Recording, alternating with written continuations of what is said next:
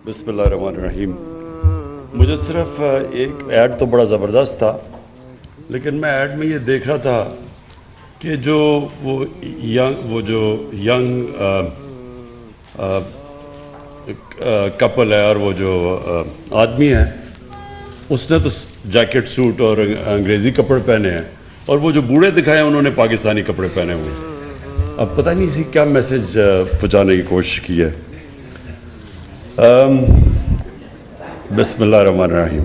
मैं सबसे पहले आज ख़ास तौर पे आपको खराज तहसीन पेश करता हूँ रज़ा बाकर, इसलिए कि यहाँ जितने आप सब बैठे हैं सबसे ज़्यादा मैं ओवरसीज़ पाकिस्तानीज़ को जानता हूँ, और वो इसलिए मेरी क्रिकेटिंग के दिनों से मेरा बहुत इंटरेक्शन था ओवरसीज़ पाकिस्तानी से, और मैंने ओवरसीज़ पाकिस्तानीज़ को ग्रो करते देखा है। पहले इंग्लैंड में 50 साल पहले कितने थे, और फिर आहिस्ता आहिस्ता वो कम्युनिटी ग्रो की, और उसी तरह अमेरिका में और ऑस्ट्रेलिया जिधर भी मैं दुनिया में गया हूँ।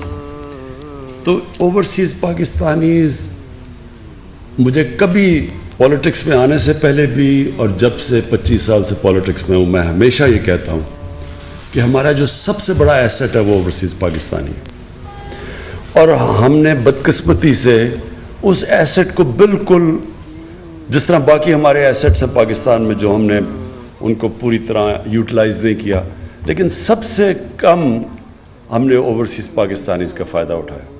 सिर्फ रेमिटेंसेस आ जाती हैं, वो वर्कर्स रेमिटेंसेस हैं, वो उनको वैसे भी भेजनी पड़ती हैं अपनी फैमिलीज़ को सस्टेन करने के लिए, तो उसके लिए भी बड़ा अच्छा हमने रेमिटेंसेस रिकॉर्ड हमारे दौर में आई हैं।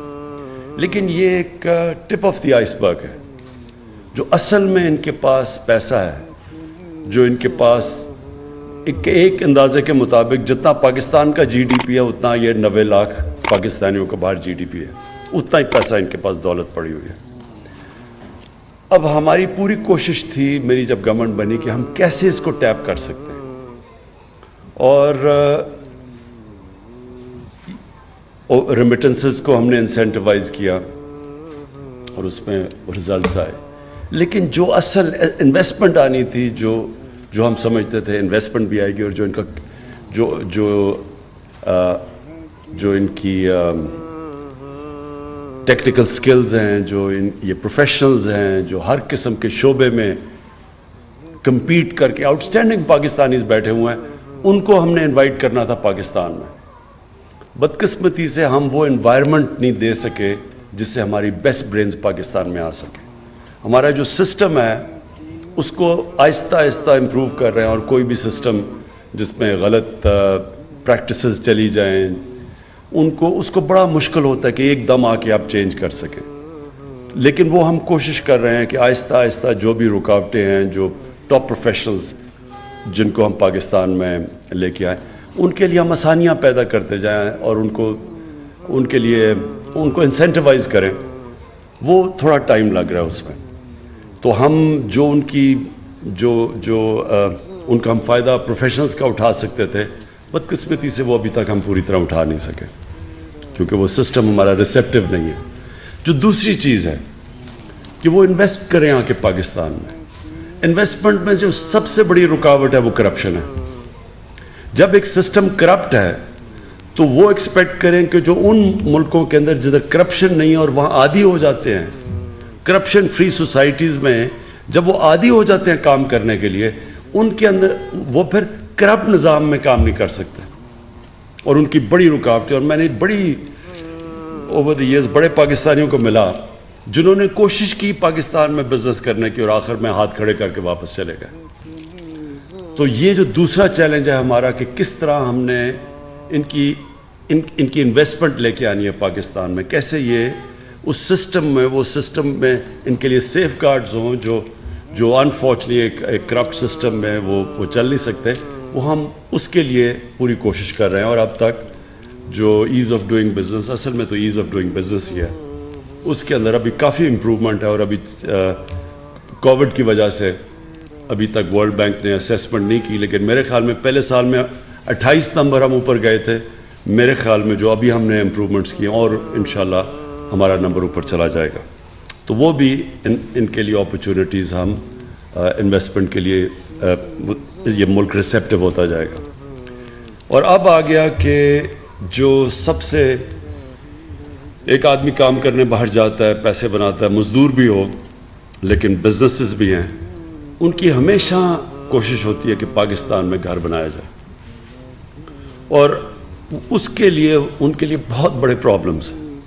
سب سے بڑا پرابلم یہ ہے کہ یہاں جو قبضے گروپ بیٹھے ہوئے ہیں وہ آ کے بیچارے اپنا کوئی مشکل سے پیسہ بنا کے، بڑے لوگوں نے مجھے اس کے اوپر یہ پچھلے 25 سال میں بڑے لوگوں نے مجھے کہا کہ انہوں نے ایک محنت کر کے ایک پلاٹ لیا اور تھوڑے سالوں کے بعد پتہ چلا اس کے اوپر قبضہ ہو گیا، اور پھر وہ عدالتوں کے چکر لگاتے رہتے اور نہیں کر سکتے، اور اینڈ میں وہ پھر جو قبضہ کرتا ہے اس کو سستا پیسے پہ اس سے پھر لے کے تو سیٹل کر لیتے ہیں.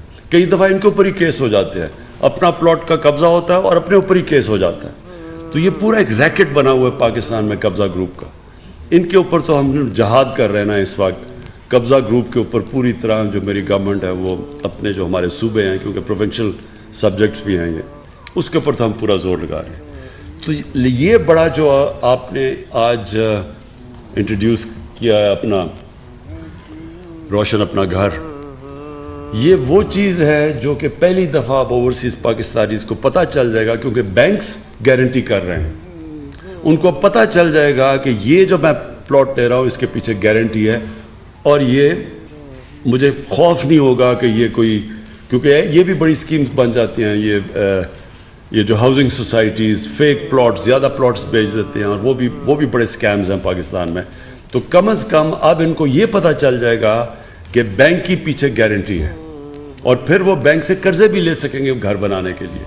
اور میرے خیال میں یہ ایک واقعی جس طرح بات کی گئی گیم چینجر ہے، کیونکہ ہم اس سے بہت زیادہ پیسہ اٹریکٹ کر سکیں گے جس کی پاکستان کو شدید ضرورت ہے ڈالرز کی. کیونکہ جب تک ہماری ایکسپورٹس اس لیول پہ نہیں پہنچتی تو ہمیں یہ جو گیپ ہے بیچ میں امپورٹ اور ایکسپورٹ کا، وہ صرف ایک ہی طرح شارٹ ٹرم میں ہم فل کر سکتے ہیں اوورسیز پاکستانیز اگر وہ شرکت کریں. یہ جس طرح روشن ڈیجیٹل اکاؤنٹس اور یہ پھر اس طرح یہ جو اپنا گھر ہے، ان سکیمز میں اگر وہ شرکت کریں گے تو انشاءاللہ یہ جو ہمارا اس وقت کرنٹ اکاؤنٹ کا مسئلہ بنا ہوا ہے، کیونکہ جیسے جیسے ہماری اکانومی اٹھ رہی ہے، امپورٹس بڑھتی جا رہی ہیں، اور ہمیں وہ جو گیپ فل کرنے کے لیے یہ انشاءاللہ اگر یہ ہماری اسکیم چل گئی، میں پورا کنونس ہوں کہ یہ اسکیم ہی ہمیں وہ گیپ بیچ میں جو کرنٹ اکاؤنٹ کے اندر ہے وہ فل کر سکتی ہے. اور مجھے یہ آخر میں میں کنونسڈ ہوں کہ ہم اب اس راستے پہ نکل گئے ہیں کہ ہم جو ہمارا مین پاکستان کا جو باہر اتنا بڑا اثاثہ ہے 90 لاکھ پاکستانی، ان کو ٹیپ کر سکتے ہیں انویسٹمنٹ کے لیے. اور شروع ہوگا گھروں سے، اور پھر انشاءاللہ آہستہ آہستہ جیسے ہمارا سسٹم ٹھیک ہوتا جا رہا ہے یہ اور بھی جگہ انویسٹ کر سکیں گے. اور وہ ہوگی جو پاکستان کی انشاءاللہ جو ہم دیکھ رہے ہیں کہ ہمارا جو ملک اٹھ رہا ہے، تو وہ ایسی گروتھ ہوگی، وہ گروتھ ریٹ ایسی ہوگی کہ وہ پھر سسٹین کرے گی. نہیں تو ہر باری ہوتا ہے کہ ہماری گروتھ شروع ہوتی ہے، امپورٹس اتنی بڑھ جاتی ہیں، ہمیں IMF کے پاس جانا پڑتا ہے، وہ سکویز کرتے ہیں، پھر ہم نیچے چلے جاتے ہیں. تو انشاءاللہ یہ اگر ہمارا کامیاب ہو گیا تو یہی ایک سسٹینیبل گروتھ کی طرف پاکستان نکل جائے گا. اور اس کے ساتھ ساتھ ہم فیسیلیٹیٹ کریں گے اپنے اوورسیز پاکستانیز کو کہ وہ اپنا گھر بھی بنا سکیں، زمین پہ بھی انویسٹ کر سکیں، ان کو یہ خوف نہ ہو کہ ان سے کوئی فراڈ ہوگا.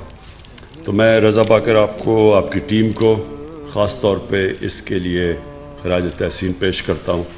اور یہ جو آپ جس طرح سوچتے ہیں آپ کہ کانسٹنٹلی ہمیں اب سوچنا چاہیے کہ اور کون کون سے طریقے ہیں کہ ہم اوورسیز پاکستانیز کو اٹریکٹ کر سکیں جو ان کا پیسہ باہر پڑا ہوا ہے، کیسے ہم ان کو کانفیڈنس دے کے اپنے ملک میں ان کے ڈالرز اٹریکٹ کر سکیں. شکریہ.